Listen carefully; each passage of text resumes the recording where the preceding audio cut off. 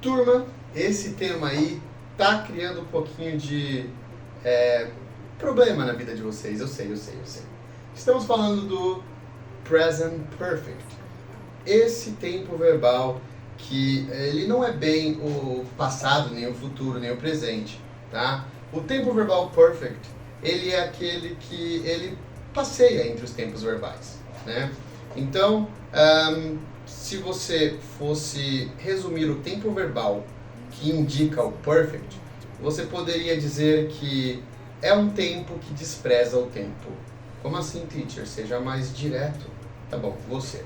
Pessoal, quando eu tenho um perfect, eu quero falar sobre uma ação que se inicia num determinado momento e continua, talvez até hoje, e se estenda, talvez mais à frente, né? Então, é uma ação que começou no passado e continua. Ou eu posso falar sobre coisas que não importam muito quando aconteceram, elas só aconteceram, como life experience, experiências de vida, né? Tipo, eu já fui para Portugal, ou pode ser até coisas que você não fez, né? Eu nunca fui para Itália, e você vai usar o perfect para falar dessa forma, tá? Mas qual que é a estrutura do perfect?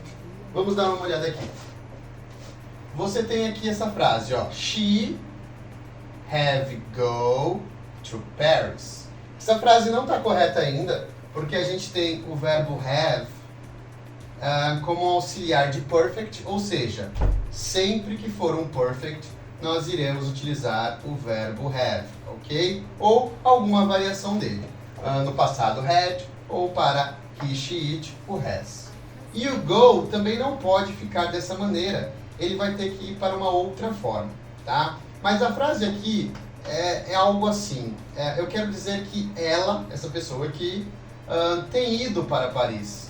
Mas quando que ela tem ido para Paris? Não importa. Lembra que eu falei que é um tempo que despreza o tempo? Então, o perfect, ele não faz questão de expor esse tempo, a não ser que seja uma ação que continua de uma ação passada, tá? Não é o caso aqui. Aqui não é uma ação que continua. Aqui ela só está afirmando uma experience. Bom, vamos lá. O que eu vou ter que fazer então? Primeira coisa, o have não pode ficar dessa forma, né? Por quê? Quando eu tenho o pronome she, ou he, ou it, qualquer um desses três, eu preciso trocar o meu have para a palavra has. Aquela regrinha do S, lembra? Colocar o S no final. Porém, o have não fica haves. Ele ganha um S, mas ele perde o V. Então, fica has, ok? Bom, turma, depois do has, temos que ver o go.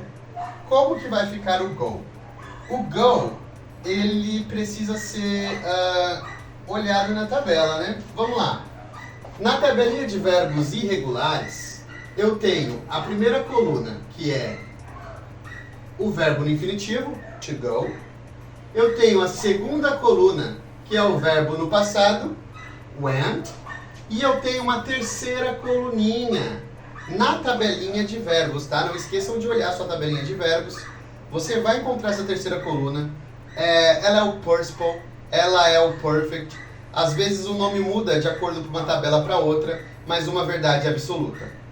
Ela sempre será a terceira coluna. A não ser que alguém errar, mas não deve, porque os professores já se acostumaram a chamar isso de terceira coluna, tá bom? Bom, terceira coluna, a forma go não vira went, ela vira gone. Pessoal, quando se fala de verbos irregulares, não adianta tentar usar uma regra, uma lógica, tá? Verbos irregulares, eles possuem formas diferentes e sem padrão.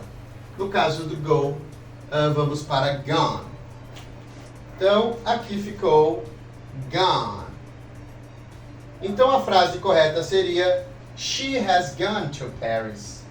She has gone to Paris. Ou seja, ela tem ido para Paris. É uma experiência de vida, não importa se foi passado, futuro, presente, não importa. O perfect ele vai ser usado para esse caso aqui, tá bom? Então, hoje traremos dois usos do perfect, os dois mais comuns. Primeiro, uma experiência de vida, ela tem ido para Paris, essa é a experiência dela.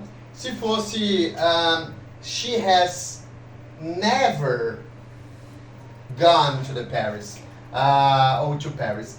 Ela nunca tem ido a Paris. Não se apeguem à tradução literal, como eu já falei para vocês, tá, gente? Então, se eu falar que ela nunca foi a Paris, também é um tipo de experiência. No caso, uma desexperiência, né, gente? Ainda com esse mesmo uso de life experience, uma experiência de vida, vamos com a frase I have visited museum twice. Pessoas. E agora? Esse have vai ficar como? Bom, se eu usei o pronome I, eu vou continuar com o have da forma padrão. Não precisa acrescentar s, não vai virar has. Tá, I have. O que é o visit? Isso aqui é um verbo regular, né? Verbos regulares são muito mais fáceis de trabalhar, gente. Olha que beleza. Até que enfim, uma coisa fácil. Se você olhar na sua tabelinha de verbos, teacher, eu não tenho uma tabelinha de verbos regulares. Normalmente as escolas não fazem isso. Eu fiz, tá bom? Então, eu disponibilizo para vocês tanto a tabelinha irregular quanto a regular. Porque dá uma olhada nas tabelas, não custa nada, né? Então, se você olhar a tabelinha de verbos regulares, você vai ver que a primeira é o infinitivo, to visit. A segunda, visited. E a terceira, também é a mesma forma, visited. E agora, gente? Isso aqui é a mesma coisa. Nossa, verbos regulares é uma delícia, né? Você vai usar tanto no passado quanto no particípio a mesma forma, tá? Que é a forma com ed. E sabe o que é mais legal? Todos os verbos da tabelinha regular terminam com ed. Então a tabelinha regular é só pra gente tirar algumas dúvidas e dar uma olhadinha nela, mas a de irregulares é para estudar de verdade, tá? Bom, então vamos lá. I have visited. I have visited a museum twice. Eu tenho visitado o museu 2 vezes. Tá, eu sei, tradução literal não fica legal com perfect, mas é algo como eu já fui no museu 2 vezes, né?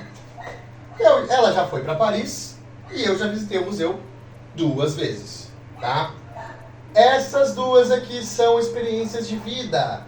Então é para isso que eu vou utilizar o perfect, para falar sobre coisas que eu já fiz ou never, coisas que eu nunca fiz, ok? Gente, para colocar frequência na minha frase, é só colocar entre o verbo have e o verbo go, ok? Has never gone, ou has ever gone. Se fosse sempre ever, has ever gone, tá? Então, tanto ever quanto never, você pode encaixar no meio para dar um sentido, uma ênfase na sua frase, tá bom?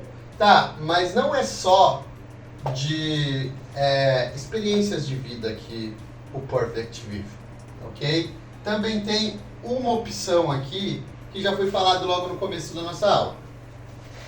Na frase she has, olha aqui, ó, coloquei o has porque está usando she, worked, esse worked eu usei na tabelinha de regulares e vi que ele estava na terceira opção, assim como na segunda ele também existia sem qualquer alteração, porque é assim que funciona o verbo regular, tá bom? Então, she has worked, com ed no final, here for 5 years.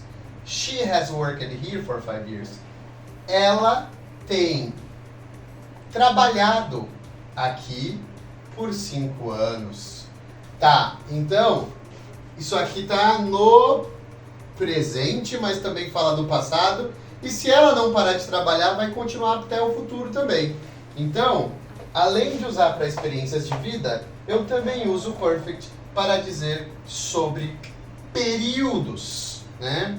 Então, é uma ação que começa no meu passado,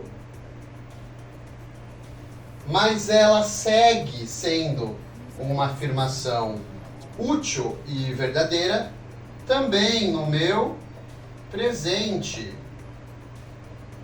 Então, usos do perfect. Estou apresentando dois, tá, gente? O primeiro, para indicar uma experiência de vida. O segundo, uma ação que começa no passado e se estende até o exato momento da minha fala. E vai passar, porque ela pode trabalhar pelo 6º ano, né? Ou, a não ser que ela seja demitida, né? Melhor não, eu acho, se ela gosta do emprego dela. Bom, turma, basicamente foi isso. Vou deixar para vocês uma atividade, e a atividade é a seguinte. Você vai tentar criar, eu digo tentar, mas eu sei que vocês são capazes, uma frase que indique uma experiência de vida sua utilizando o perfect. Não esquece de utilizar o have e um verbo na terceira coluna. Se for regular é só colocar o ed, se for irregular é só usar o... não, na verdade, se for irregular você está meio que lascado, mas consulta nossa tabelinha, tá bom? Bom, dito isso, uma frase com perfect, present perfect, utilizando uma experiência de vida, e uma frase utilizando um período, uma ação que começa lá atrás, no passado, e se estendeu para esse exato momento, tá bom? São essas as duas tarefas para você conseguir desenvolver o present perfect. Pessoal, toda semana você vai me ver. Então, até breve.